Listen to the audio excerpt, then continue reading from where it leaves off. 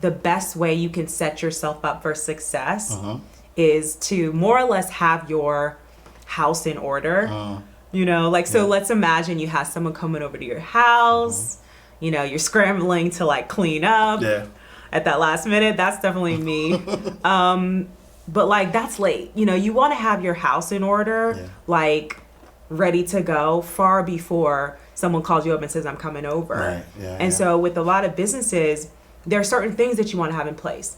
You know, you want to have your proper legal structure. You want to have your business licenses. You want to have your contracts like it's locked and solid. You know, you want to have your equity issued. All these things, you should be networking early. Not when you're ready to hit the ground and start fundraising, but even a year before that, when you're still in the, you know, even incubation stages of an idea or before you're ready for fundraising. It's late when you're at the phase of, oh, hey, I've built something, I'm ready to pitch to investors, you know, but like I'm pitching and, you know, I'm not getting any traction. It's all about relationships though. So you have to have been cultivating those relationships. And something you talk about, deposits, making deposits in people, you know, far before it's time to like pitch them for money. It's not so obvious, but you may not need to fundraise when you think you need to fundraise. One thing my partner always says is money moves last. So if you can build up what you've got going through collaboration, then you can get a little bit further along, build more value, and bring investors in at a point where you have the leverage. Hey, wait. I know you want to watch this next video, but listen, if you are an entrepreneur, business coach, business consultant, or a small business owner who has a story and wants to learn how to create multiple streams of income from your story, I need you to text me right now, my book, to 646-687-4152. That is my personal number. I have been an author for over 12 years. I've written 10 books. 4 of them have been bestsellers, and I've sold over 100,000 books. But I've also helped a lot of my clients take their expertise and put it into a story, then create multiple streams of income from that. So I want to help you do the same thing. So text my book to 646-687-4152. All right, let's go back to the video. Pay attention and listen, we about to teach class. Inside the vault, my man Is Cash. So get your man right. Thursday nights, 8 p.m. you see him to change your life. Millionaire mindset, the best on earth. Blueprints of wealth, the knowledge network. So get it while you can, and he's standing right here. Just come inside the vault and see black millionaires. Oh yeah, oh yeah. Come inside the vault and see black millionaires. Oh yeah, oh yeah. You won't ask cash, you can catch it right here in the vault. All right, so welcome to another awesome episode of Inside the Vault with Ash Cash, the greatest money mindset show on the planet. We have a powerful show lined up for you. We have the one and only Shimite Obialo in the building, attorney, business advisor, founder, a host. All of the great things we're going to talk about, venture capitalists. We're going to talk about all this great, awesome stuff. Miss Shimite, how are you? I'm so good, Ash. Nice to meet you. No, my pleasure. And so, before we start talking about all of the awesome things, right? The founder of The Suite, a community that puts together, chief executives and, all of these entrepreneurs together in one space. For those who don't know, who is Shimite Obialo? Well, first of all, thank you so much for having me on your show. My pleasure. You are incredible. Thank you. We're here in Atlanta, where I'm from, where I grew up. I recently moved back here from New York after working there for 10 years. And when I found out about your show, I was so inspired. I host a show on Black Enterprise, Tea Time, and I look to people like you and what you're building, and that the level that you're executing it, and it's inspiring for me. So just know that people are watching you and believing in you and supporting you. Wow, thank you. I appreciate that. Thank you. Yeah. Thank you. So a little bit about me. I mentioned I grew up here. My family is Nigerian. My parents immigrated here in the 80s and really have set our family on a path towards building in this country. And I look to them for everything that I have accomplished. I went to school at Duke University in North Carolina. Then I went to Columbia Law School, and have for the past 8 years worked as a corporate finance lawyer, and doing more or less private equity mergers and acquisitions, helping companies buy and sell themselves. And for me, it's been a learning experience. I never thought I was going to be a corporate lawyer. I thought I was going to do maybe like social justice, civil rights, but that's sort of the path you get ushered towards in law school. And, started out big law in New York. My very first deal I worked on was a porn deal. I don't know if you've heard of Pornhub or Reality Kings or YouPorn, but so first year associate, get looped in. It's this international, super complex sale. The founder was dealing with, he was being extradited for tax evasion, so he had to like sell his assets. Wow. So, worked on that, and really kind of got to see a lot of sophisticated transactions. But for me, you don't see a lot of Black and brown folks doing M&A activity. Yeah. You don't see us really scaling to that point and getting those exits, whether that be private equity or like going public. Yeah.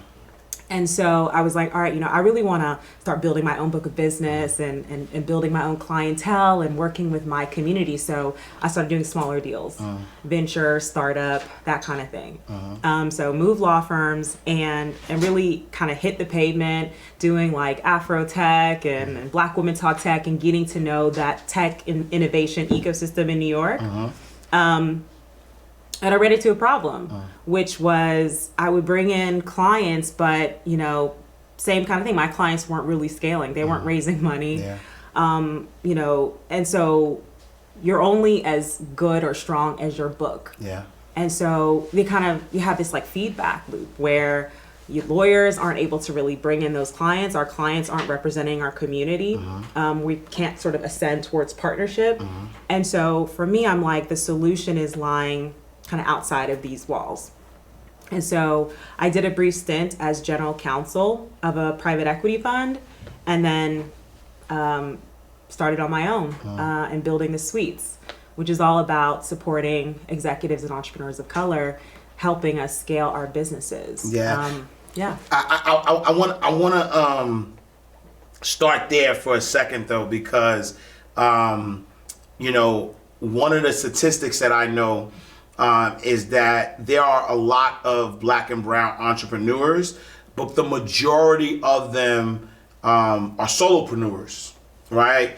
They're not entrepreneurs that hire people. Most people start their businesses like as a side hustle, and they're doing it just to kind of like, make money. They have a great idea. They want to make money. They want to take care of themselves. They don't want to work the 9 to 5 anymore. And they don't create that proper structure, right? So can you talk a little bit about that, right? Because, mergers and acquisitions, is a great way to build wealth, right? When you think about Reginald Lewis, first, African American to create $1 billion company, he did it through mergers and acquisition. How important is it for us to structure our businesses the right way, and what are the mistakes that you're seeing people make when they start to create a business? Yeah, and so Reginald Lewis, you mentioned, there's also a more contemporary, so I don't know if you know Rich Dennis, founded Shea Moisture with a gentleman, Nima Tubman, who's a friend of mine, and they sold that to Unilever for $1 billion. And now, they've been able to do a lot of investment, women of color, Rich bought Essence, Afro Punk. So there is this opportunity to build up the community when you do have that exit. Yeah. I think that people make a couple of mistakes. One is just not thinking big enough. And that is because we have a lot of resource constraints. not just capital, but also some of that knowledge and management expertise.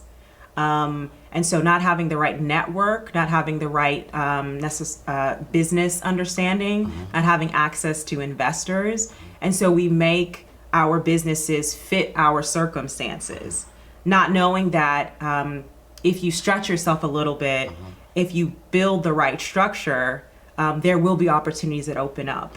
And I think it comes down to really thinking in a limitless way and really understanding, just because you see the statistics about, less than 1% of Black folks are raising venture capital and this and that, you don't internalize that, because then you won't go after certain opportunities. Right. You won't take those risks. Right. We don't take the risks.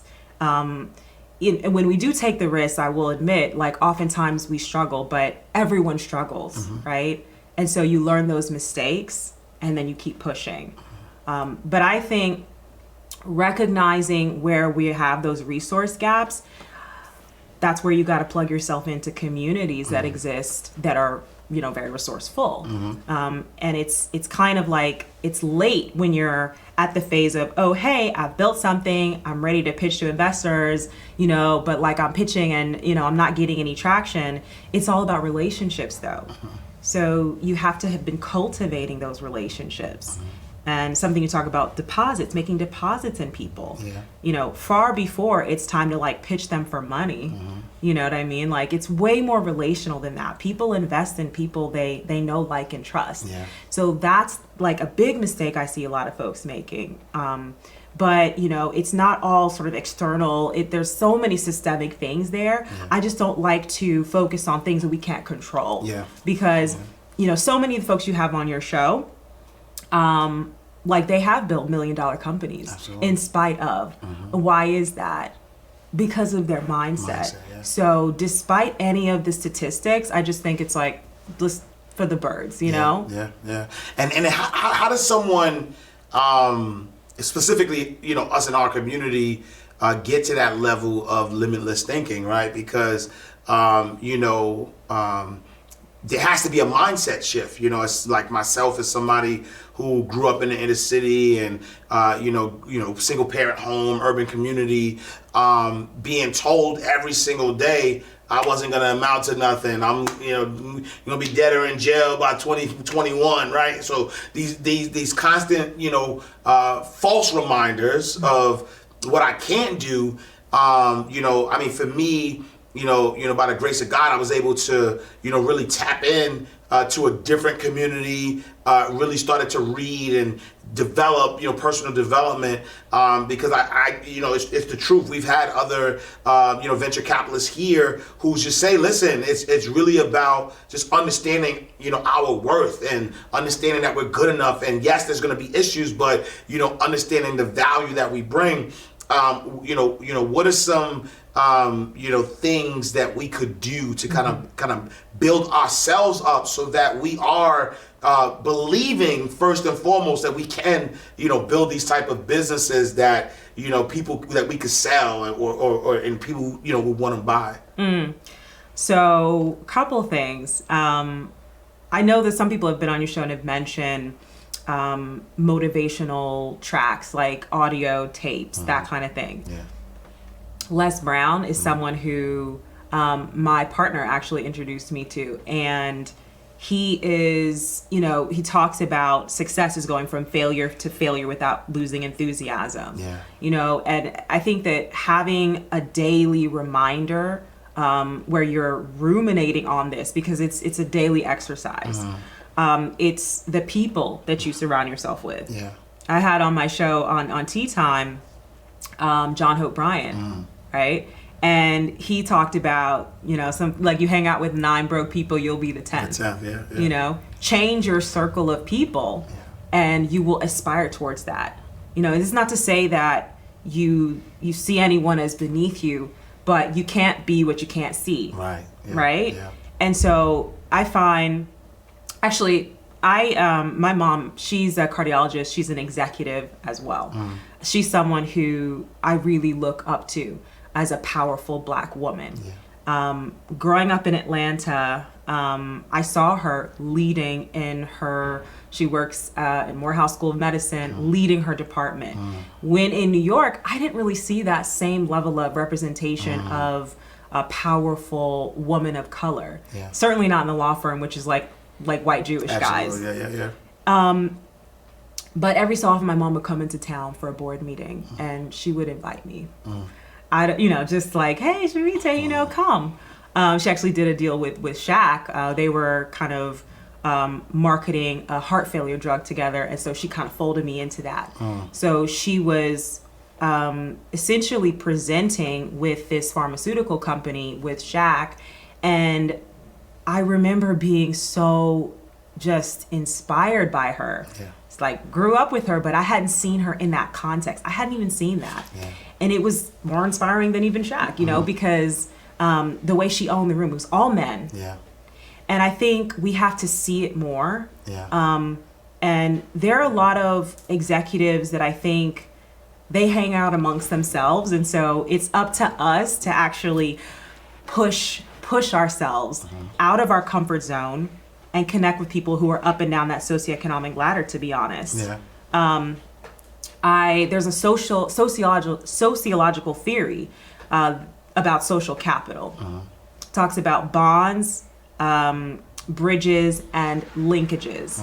Right? So bonding, you're bonding with people who are like you, maybe who grew up in your same neighborhood, in your family, share your same gender, race, and so you're most comfortable with those folks. It's easy to kind of get along with those folks, right? And then your bridges, there are folks who are more or less at your same socioeconomics, but maybe they're a coworker, maybe they're a friend of a friend, and then there are linkages, people who up and down that social power structure. It's really uncomfortable to sometimes talk to those people, like pitch to those people, but it's super, super important to enter into those rooms. Yeah. And the way that I've done it is quite frankly through the arts. I found that, it's a passion of mine. I started curating art shows in New York City pretty much as soon as I got to the law firm because I needed an outlet, something creative. And what I found was that environment gave me access to people who looked nothing like me, who didn't, who were high net worth folks. Yeah. It wasn't that I was seeking that out, but I found we had that shared interest, that shared passion. So it was really easy. And so I think so long as you find that shared common ground, that's the bridge. That's that link. And we just have to keep thinking about that. And it's uncomfortable at first, but it's about stretching yourself beyond, what feels good. When you're in business, you really have to move outside of yourself.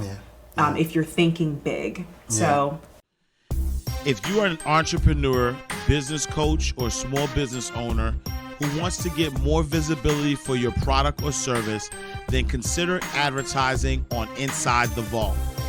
We have been seen and heard over 2 million times, and as the show continues to grow, your ad would be embedded in our episodes forever.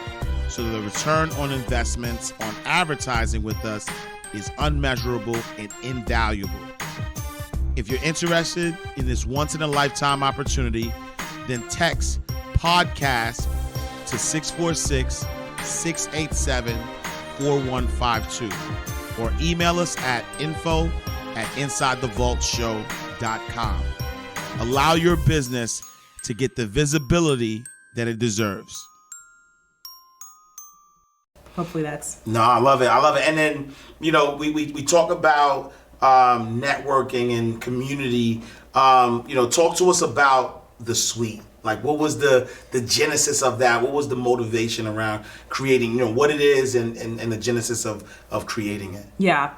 So the Suites is a business community for chief executives and entrepreneurs of color. We focus on helping folks get access to the right connections, coaching, and capital. When I was working at the law firm, I saw a lot of stuff that behind the scenes that kind of went all the way wrong. I saw founders get kicked out of their companies. You know, you have a board when you've raised a certain amount of money, and the board may outvote you. So I've seen folks get fired at midnight board meetings. Wow.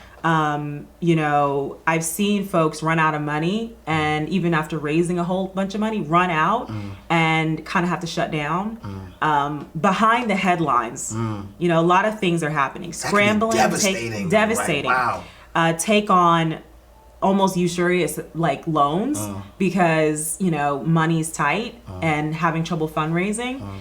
And people who like are well known, but you just don't know what's happening behind the scenes. Yeah. And a lot of that had to do with, we talk about the capital, but we talk about also that management expertise. Yeah. Like, did you read the documents? Like, to know what you were signing away. And so, you know, the Suites is about like working and collaboratively and really tackling a lot of the business challenges that people don't necessarily feel comfortable to share. We're all those struggling with. Yeah. And as a business advisor, I've just seen a lot confidentially and recognize that it's everything doesn't glitter, right? Yeah. All that we see in the press and in the headlines doesn't really reveal like what's going on under the surface. Yeah. And so, you know, we bring folks together, we really focus on networking, but we also focus on masterminding. We host studio sessions where members can talk about an upcoming fundraise and really kind of speak to a confidential group of 5 or 6 executives to kind of think through their strategy. We help matchmake and help make introductions to investors. You know, we bring people on our show on Black Enterprise and give them some media exposure. And so, you know, just thinking of different ways to be helpful, but more than anything, keeping an ear to the ground as to what is concerning for our members so that we can be primed to kind of step in. Because like I said, a lot of times people are suffering in silence, working in silos, and don't necessarily feel comfortable sharing what's really going on. Yeah. No, I love that because I think that's one of the things that is tough about being a founder, being an entrepreneur, being a chief executive. You know, especially of color, you know, sometimes it is, you know, our first time. You don't come from a background, so you don't have the network, the connections. But you said something about, you've seen executives take usurious loans, right? Can you explain to our audience, what is that? Yeah. So when I talk about usurious loans, you know, oftentimes when you're strapped for capital, you're looking at predatory type of arrangements where you're paying extraordinarily high interest rates. And even if you're paying that back over short term, that can really be damaging. And I think that a lot of times people don't feel like they have any options. So especially when you're trying to make payroll or you're trying to cover some immediate capital need. And so I saw folks doing all sorts of things to pull the money together when it comes to equity, giving up way too much equity. But because just not being educated and not knowing that, hey, you're valuing your company way too low. And so you see these things after the fact. And it's something one of our members of the Suites, Arlen Hamilton, she talked about, you see these exits that are happening, but people actually own such a small portion of their company when it's all said and done. Because with every round of funding, you're getting so diluted. And especially at the earliest stages, if you undervalue the company. And so it's just good to have advisors at your right hand who you can just do a little gut check and say, does this look right? And someone can push back on your behalf. And having a network of sophisticated folks who've seen these kinds of deals, you know, everybody who says they're an expert isn't an expert. That's a fact. That's a fact. You know what I mean? So I think that we get a lot of bad advice. And so, no, I love that. And I think it's definitely needed because again, we're living at, in a time that could really transform our community, right? There's a wealth transfer happening. We have direct access to consumers. We have access to capital. There's so much happening, but we have to know. We have to know that this exists. And so, it's an awesome thing that the Suites is kind of bringing that together, bringing people together, getting the networks together. And so as you're looking at executives of color, founders of color, like, what are the biggest mistakes that we are making as it relates to fundraising? Because I think that's, you said something that was so key. A lot of folks are starting these businesses. They have great ideas. They undervalue this business. They need the capital because now the train is running. They got to keep running. They can't stop it. There's a lot of eyes on them. They're trying to do these things, and so now they got to fundraise. Now they fundraise, and instead of they're valuing it low, but they need the money. So now they're giving away equity, too much equity. Now they don't even own the company anymore, really. Right now they work for the shareholders. They work for the people that they've sold the equity to, and then now they're now they're a worker. Now they work, and then, like you said, when the exit happens, you're like, oh my God, this black-owned company got $1 billion, but how much did they really get, right? And so, what are some of the mistakes founders are making as they're trying to raise some funds? So, I mean, we talked about a lot of them. Not putting yourself out there to meet the right folks before you fundraise. Like, you should be networking early, not when you're ready to hit the ground and start fundraising, but even a year before that, when you're still in the even incubation stages of an idea, or before you're ready for fundraising. There's something that it's not so obvious, but you may not need to fundraise when you think you need to fundraise. One thing my partner always says is money moves last. So if you can build up what you've got going through collaboration, you know what I mean? Like, you can get support in kind from folks to where you don't need to get money in that's diluting you, right? Then you can get a little bit further along, build more value, and bring investors in at a point where you have the leverage. You know what I mean? So we're so thirsty for investment right now. It might be too early. I love that. Money moves last, like that. Right. I love that. I love that. And the other thing is, make sure you're targeting the right investor. You know what I mean? Like, people like to see deals at the right stage, at the right size. They want to see a certain amount of revenue. They want to see things in the tech, or in beauty, or in wellness, or consumer, CPG. So it's like, investors have their thing. They have their thesis. And you have to understand that thesis and pitch them the right thing. And a lot of times people are like, fuck that person. They didn't listen to my idea. Like, are you pitching what they want to see? Are they a real estate investor and you're pitching them like a tech company? Right. So I think that it's also about studying your target and really kind of understanding and pitching the right story to the right investor. And talk about also once when you're looking for funding, it's not only the money. Right? A lot of times I hear people looking for money, but it's not just that. You want to make sure that you're getting something more from your investor. Can you talk about that a little bit? So what I've noticed, a lot of investors that are more sophisticated, it's not just the money. It's also connections, introductions.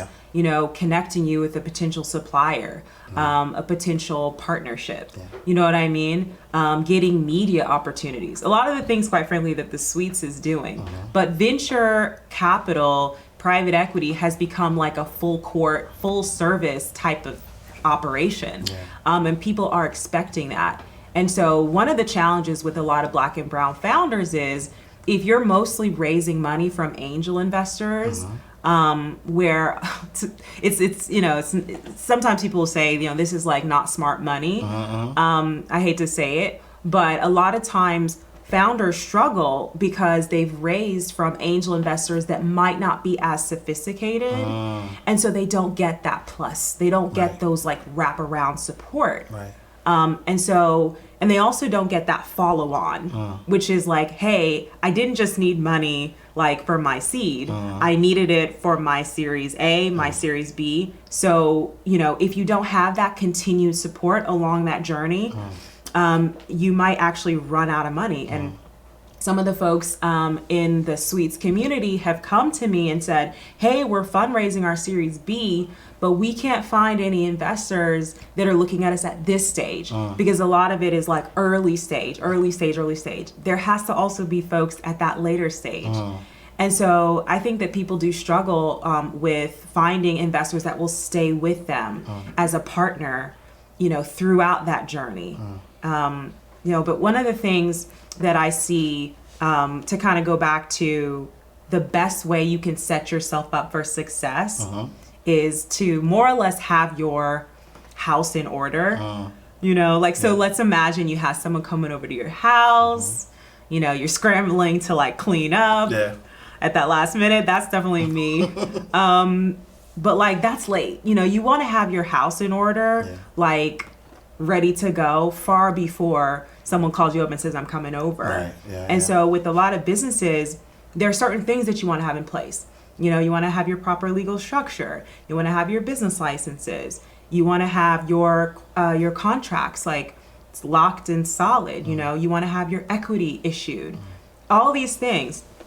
I have a checklist on my website that people can go to kind of get like, oh, hey, here's a list of questions you're probably going to get, documents you're probably going to get requested. So you're not scrambling the time you go into diligence with an investor, like, oh my God, I don't have these things. You know, so I'll give the website www.jointhesweets.com/investor-checklist. And people can get that list and just feel a little bit more confident that they know what they're going into. Because I think that's part of the fear of like, I just don't know what to expect. So I think it's having an understanding and a familiarity with the process, because it is a process.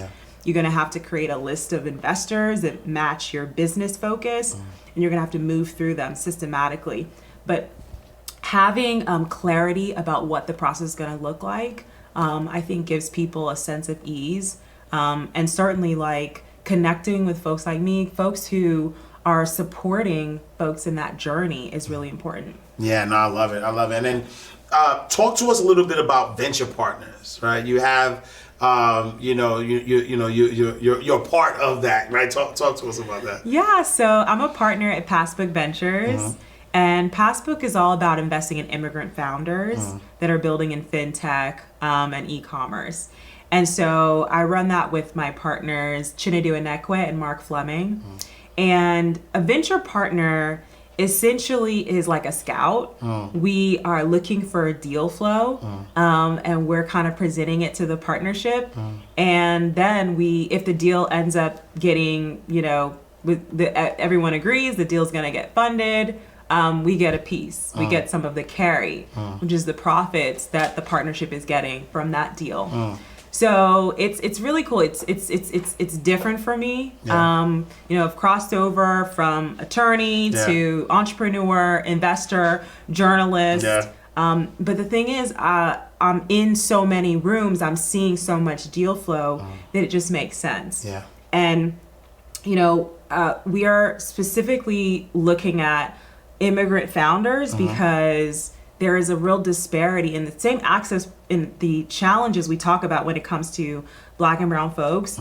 A lot of immigrant founders have the same thing. There are language barriers that we don't even think about. And so people definitely discriminate based on, you sound funny or your name looks funny, but there is a certain insight that a lot of folks have that are coming from another country and they've seen something maybe take off somewhere in another region in the world, but it hasn't yet hit here. Like Clubhouse is an example where I think in China, like there was something similar that kind of popped there. So one of my partners, Mark Fleming, he used to work at Alibaba, and he was saying that like there are signals that you can see that are happening globally that we're a little bit more attuned to. And so, yeah, so that's that work. It's exciting. But being in a venture fund, it's a lot of fundraising too. Yeah. Everyone is fundraising. Yeah. You know, everyone is sort of like, because you're now looking for LPs. And so. And what's LPs? Limited partners. Yeah. You're looking to bring folks in. You're looking at, family offices, institutional investors that could come in, people who are running like pension funds, that can come in and invest. And it's hard when you're a first-time fund manager. Yeah. People aren't necessarily trying to take a risk on you. Yeah. Even in this renaissance that we've had of seeing so many, Black asset managers like Barry Givens at Collab Capital that you had on, they're also, it's very, very, very difficult. Yeah. They face the same challenges that we face as operators. Yeah. Yeah. So what do you think is going to take though to change the tides, right? So that there's inclusion, for us, as people of color, what is it going to take to kind of change that tide so that we could start building that capital, managing funds. Like I remember watching, Byron Allen talk about, all of the money that are in sort of like pension funds and the trillions of dollars that, we might be the ones working at these places, but it's a hedge fund, that they don't spend money with the Black. There's a lot of access issues, right? So what is it going to take to change the tides? So this is coming down to what I think is like, we have to have a fundamental power shift. Like if we are courting LPs, family offices, pension funds, where, we don't necessarily look like the folks, we're not really running the fund. It's always going to be a little bit of that give back, that a little bit of affirmative action, the diversity dollars. That's like what we're seeing right now. We have to get to a place where we are writing the checks. Absolutely. And I think that in the hip hop community, in sports and entertainment, there's this surge of high net worth folks like, Jay-Z and like Swiss Beats and Nas and Will Smith. They've been like prominently investing in startups, in fund managers. And so we need more of that. I just had Baron Davis on, and he was talking about, he has investments that he's done. He was an early investor in vitamin water. Folks like that who have the means, like taking a risk on us. Yeah. And, we make mistakes, like we may lose the money, but still like doubling down on us. Yeah. And so we get strong as a community. That's how we do it. Yeah. Because at the end of the day, we are going to be the ones that lift ourselves up. Absolutely. I believe the moment we're in right now, as great as it feels, it is a moment and it will pass. And when it passes, who's going to still double down? It's us. Yeah. And I think there's an opportunity to look globally because on the African continent, there's also a lot of wealth. There's also so much innovation. Yeah. And if we can also think in that broader international way, we have allies that we can also pull in. Yeah. And there's strength in that. Yeah. And I've seen a movement which is like tying the diaspora together. Yeah. The NBA Africa, and like that movement. Yeah. So I think that is where we get strong. Yeah. Yeah. And I'm glad that you said that because,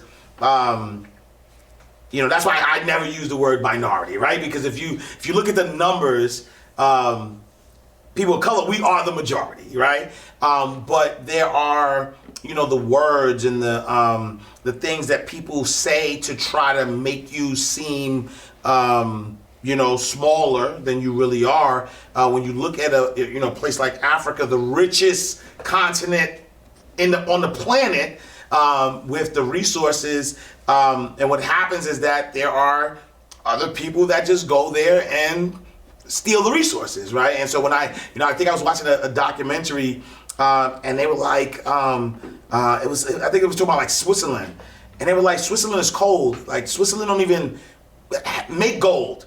So how are they known for gold?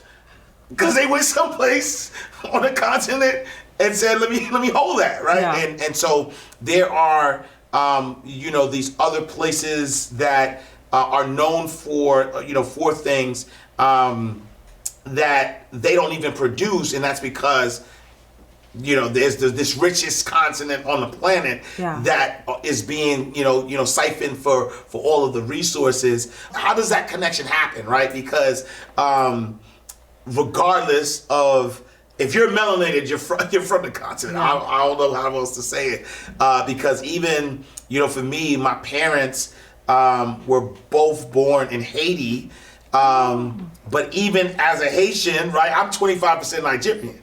Right, like yep. I did DNA, 25% Nigerian. I got some Benin in me, right? And every one of us we were just dropped off in these different places. Like my family was dropped off in Haiti, Jamaica, you know what I'm saying? Even in the United States. How do we start to understand and come together as one? What's your thoughts on that? Like how do we do that? It's tough. That was a big sigh. I think that we have a lot of tribalism. Yeah. You know what I mean? Like when I was in undergrad, there was this saying of, those people over there, they're Africans, the Caribbeans, and then there's the regular black.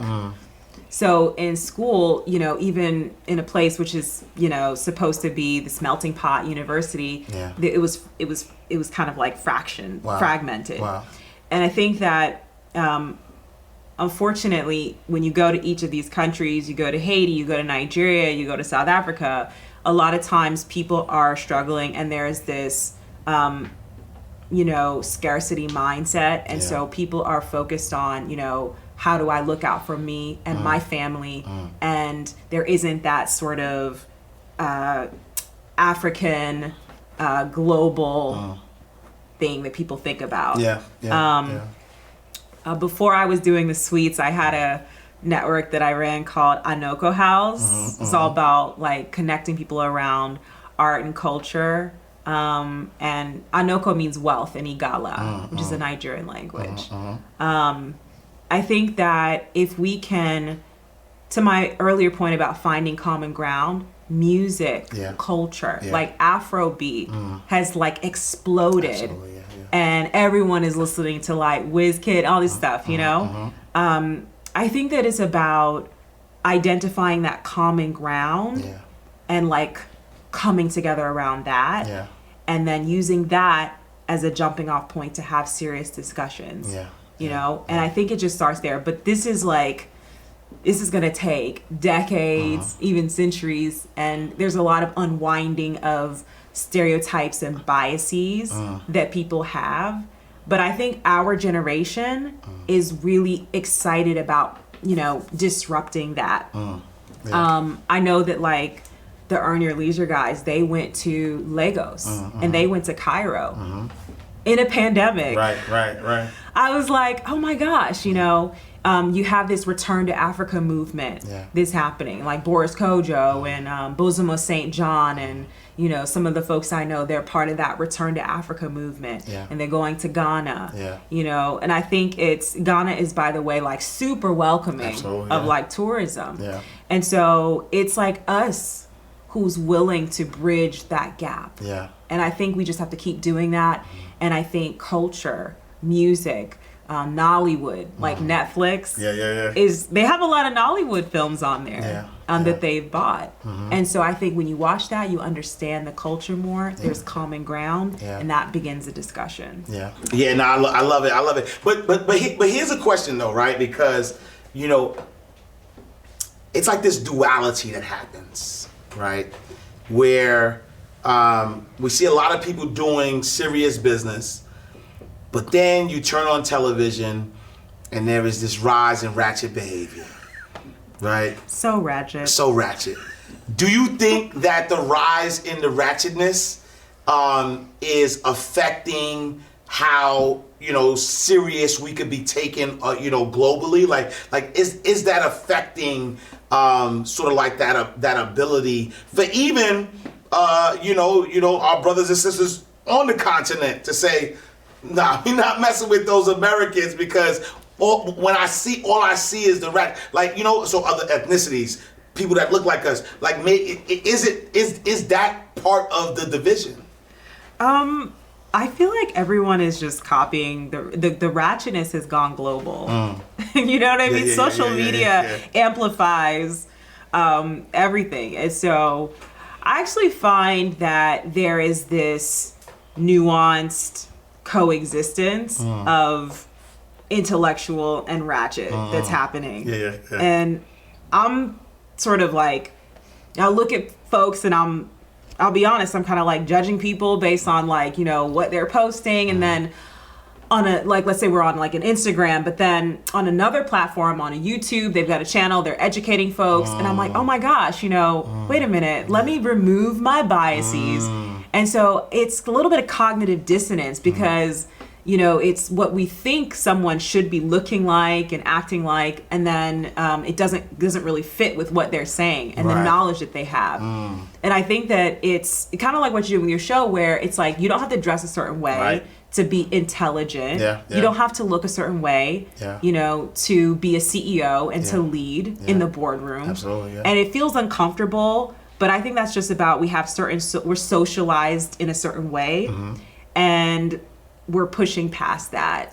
And so no, I love that, and I think it's absolutely right. I think that even for me, when I first started wanting to teach the community about money, I was told like, yo, wear a suit, nobody's gonna take you serious if you don't look this way. But then I grew up on hip hop, and I'm like, well, I was a banker 15 years, I was a CEO, I sat in the C-suite, but I also listen to Jay-Z 24/7, and so like I could switch it up. I don't have to dress in a suit in order to be knowledgeable and help people. And so I do think that part of we've also had John Hope Bryant on the platform as well, and he talks about making smart sexy again, right? Like like not making it this thing that you shun to be smart, and smart, like, why can't I dress like this and still be smart? You know what I mean? And to your point, because you worked in corporate, you ran a bank, right? I worked in corporate. People are miserable there. Oh my God. Yeah. I remember like I said, I started my arts focused networking stuff while working as an associate, as a catharsis. I needed an outlet. I needed it. I was so stressed out. I was having chest pains. I was having heart palpitations. I went to see a cardiologist, like, what's wrong with me? And the whole environment can be soul sucking, and you can lose yourself and your identity and your authenticity for the sake of being building that political capital and getting ahead and feeling like you're a valued member of the team. And so I think that now you're seeing so many people break out of that, maintain their sense of identity and self and authenticity, and be successful. And it's like, idea. Absolutely. And it gives people the freedom. And like, I think, like I was saying, I think the ratchetness actually, when I said it goes global, and we don't have to say ratchet, but let's just say folks who are being authentic, that is contagious. And corporate is now like, how can we be accommodating? Right, absolutely. Like, the great resignation. Like, how do we retain people? Like, we're cool. I was talking with my partner about, now people are allowing people to smoke in the office.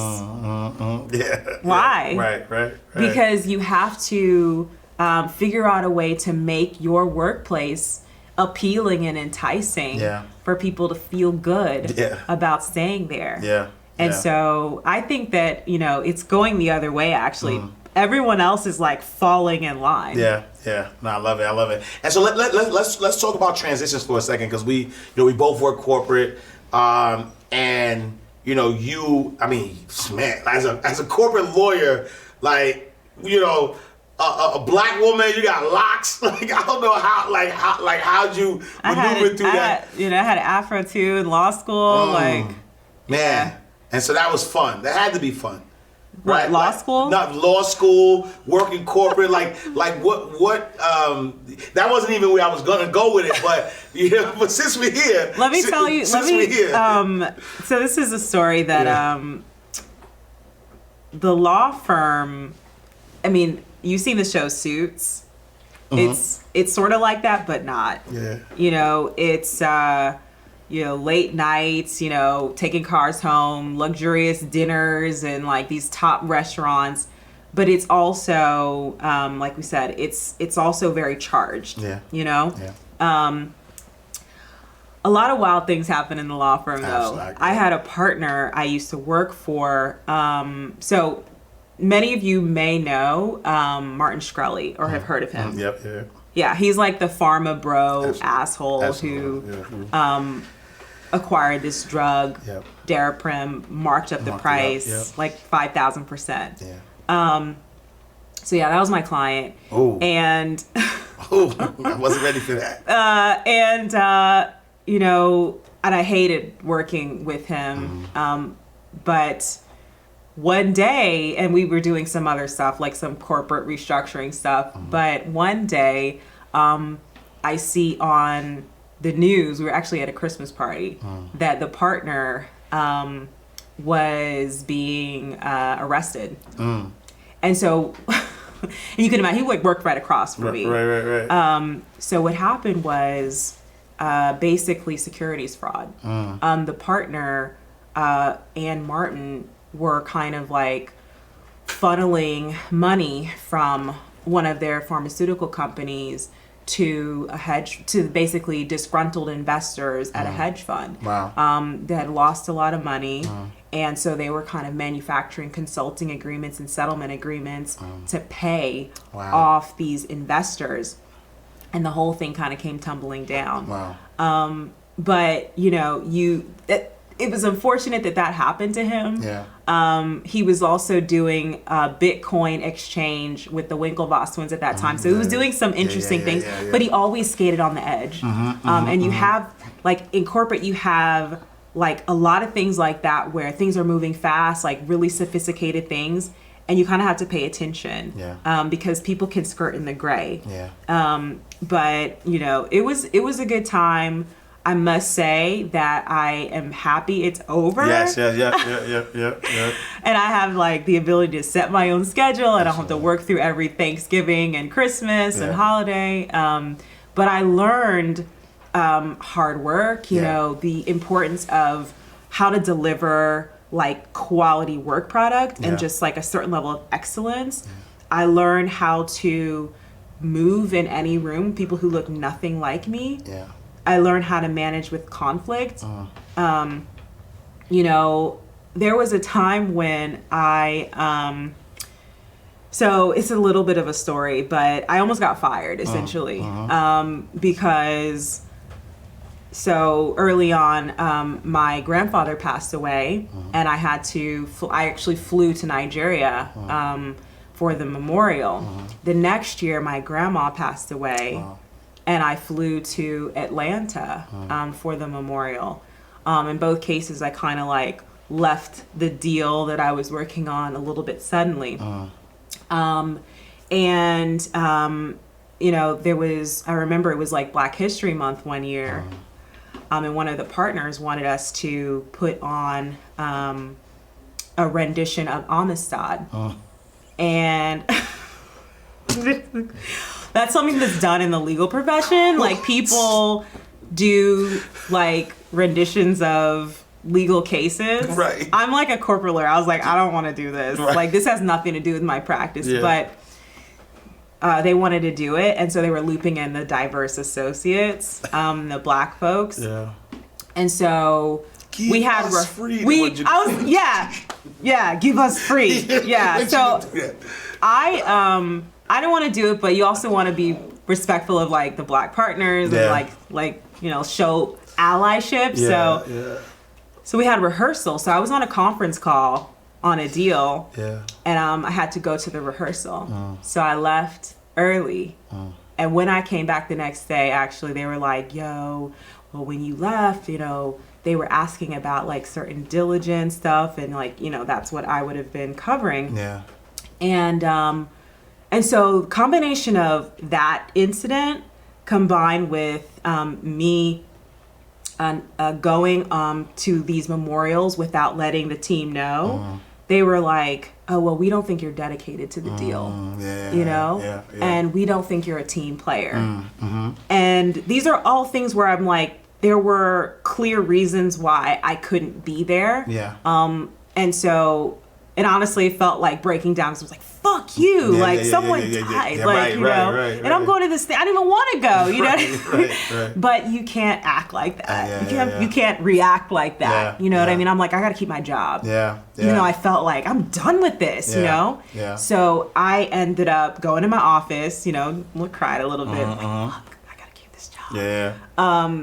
And I kind of composed myself, and it was like, you know, I apologize, you know, I explained the situation, but it was also communicating better. Yeah. And like, you know, over communicating when you have something going on. Yeah. And, you know, from there, I ended up being like the star associate and kind of rebounding from that. But, you know, it wasn't all smooth sailing. And, you know, you definitely learn how to manage different personalities. Yeah. And so, you know, speaking of this, right, because like now you're in corporate, corporate lawyer, but you're an entrepreneur, right? Somebody's watching right now that might hate their job, might not like the lack of freedom that they have. They want to make the transition. What advice are you giving them to teach them how to, or you know, what's the first step that they should take while they're going to transition from corporate to entrepreneurship? Yeah.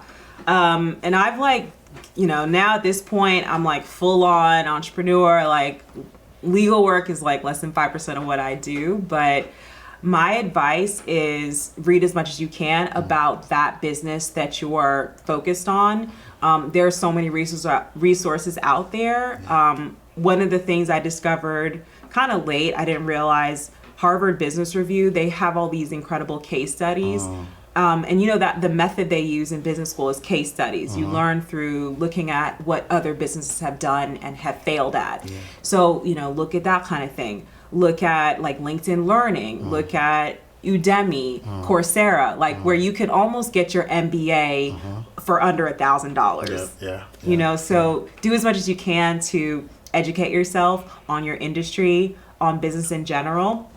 And really use your company, wherever you're working, to fund, you know, the incubation of your business. So that you have built it up to a certain point of revenue before you make that leap. Yeah, no, I love it. I love it. And so also join the suites. Right, join the suites because you get the network and things of that nature. Okay, so we're gonna do a lightning round. So what we do in the lightning round is we take some bank terms. And then we flip them for Inside the Vault, right? Okay. So our first term is going to be deposit slip, right? Being a corporate lawyer, you know, I know you seen a lot of money, made a lot of money. Deposit slips is when you fill out a form, you make the deposit, you put the money in the bank. But for us here Inside the Vault, a deposit slip is a money mistake, a slip up, right? In your journey, whether it's corporate, entrepreneur, you know, you're an investor, you know, in your journey so far, what is the biggest deposit slip that you've made, the biggest money mistake that you've made so far? So many, but I would say early on in my career, I just didn't start. I was afraid. Yeah. I was afraid. I didn't have enough information. I didn't know what I was doing. And I got advice so I was, you know, a lot of times how people start investing when they're working a job is like through their 401k. And I didn't do that. I didn't like put money away, you know, so that's an incredible tax savings opportunity that I missed when I was like high income, high earner. And so I had an uncle who was basically like, you know, everything important in life is going to happen before you're 65 or whatever the age is. And so I was like, all right, you know, I'm not doing that. And every year people would be like, yo, Shimite, like, you know, like, are you gonna, you know, do your investment? I was like, no, I'm not. You know? But I also wasn't doing anything else, you know, and I think I was just so focused on, you know, being a good lawyer, that I completely neglected that. And, you know, really beginning last year, I started to aggressively, I mean, I paid off my loans. I guess that's what I did. But last year I started to aggressively invest and have done pretty well. But it took, I mean, if I had started when I first started earning, I would be in a completely different place. Absolutely. And I think a lot of times, folks of color, women, we feel like we can't just start. You know, I had a friend, shout out Yvonne Eloshiebo. She was like, Shimite, just play around with a little bit. I wouldn't even do that. Right. And so I was like paralyzed with fear. And so I think that's what it is. Just start. Even if you make a mistake, start with something small. So love it. Second term, charge off, right? Charge off, you borrow some money from the bank. The bank tries to get the money back, you're not paying it back, and then eventually like, you know what, we're gonna charge this off. For us here inside the vault, what type of people or mindsets did you have to charge off during your journey? I think that people, particularly in our community, are so fixated on trauma and struggling. And so we allow that to prevent us from trying and going after opportunities. A lot of the opportunities that I've gotten, it's because I just raised my hand. And that self-doubt that was like percolating, just push it aside. But there are people who will insist, that's too hard. Don't do it. But only 1% of blah, blah, blah. And they are insistent to the point where you feel bad for telling them to go away. You know what I mean? Because they really feel like they're helping you, but they're not. Because they're basically creating a mindset of fear. And then that fear becomes debilitating. And you don't need that when you're trying to build something big. So get rid of that. Get rid of it. Charge it off. Charge it off. All right, last but not least, ATM, right? So ATM, you put your card in, you get money out. For us here inside the vault, ATM is another teachable moment, right? So there's someone watching right now who needs some words of wisdom. They want to, structure their business the right way. They want to, make $1 billion, fund all that good stuff. Give us some words of wisdom. One more teachable moment. Another teachable moment. Okay, my teachable moment is hold your lane. There are a million people that as you're building, you will find going faster than you, raising more money than you, making more money than you. And you'll be tempted to want to deviate from your path, weave in and out of lanes. It is so important to run your own race and to remember that success is not reaching that destination. Success is the journey. Because there's always going to be another win, another, accolade or accomplishment, always. And when you reach that next accomplishment, guaranteed you'll be looking to what someone else has done that was maybe more impressive than you. And having that understanding that it's about the journey, it's about the experiences that you have along the way on your path that is uniquely yours. That's really important. Love it. Listen, y'all, Shimite Obialo dropping some big corporate bars for us. Thank you so much. If somebody wanted to connect with you, they want to connect with the Suites, where can they find you? And the Tea Time with Black Enterprise. Tea Time. Plug all that. All that. So you can find me, my website, www.jointhesuites.com. And you can hit me up on LinkedIn as well, Shimite Obialo. My show on Black Enterprise is Tea Time. We air on Tuesdays at 3 p.m. Eastern on YouTube, Twitter, Facebook, and LinkedIn on Black Enterprise channels. So find me there. I'm always happy to have a conversation, to collaborate, to share information, resources, make introductions. So please hit me up.